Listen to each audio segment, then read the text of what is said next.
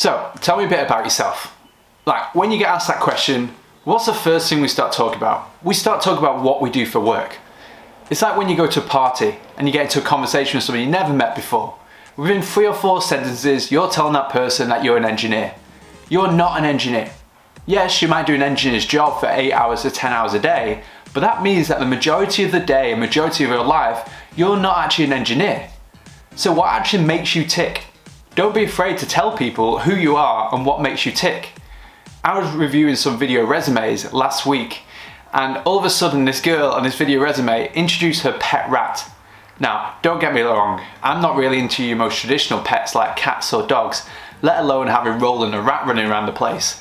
But I just reviewed 7 to 10 previous resumes, and then all of a sudden, out of nowhere, this girl introduced a pet rat. Well, it got my attention. And the reason why it got my attention, she was introducing me to something in her life which she has passion for, something that she cares for. And yet, in a job search, it's super important that the company find the right person for skills. Skills are super important, but probably more important than skills is the right cultural fit.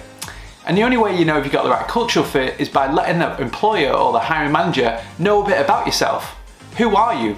And what makes you tick? So let's include this in your resumes, include this in your videos. Tell them about who you are. Tell them about the sports you like to do. Tell them about your favourite Netflix shows. Where do you like to travel in the world? What's that one killer recipe that amazes anybody as soon as they eat it? What do you like to do with your children?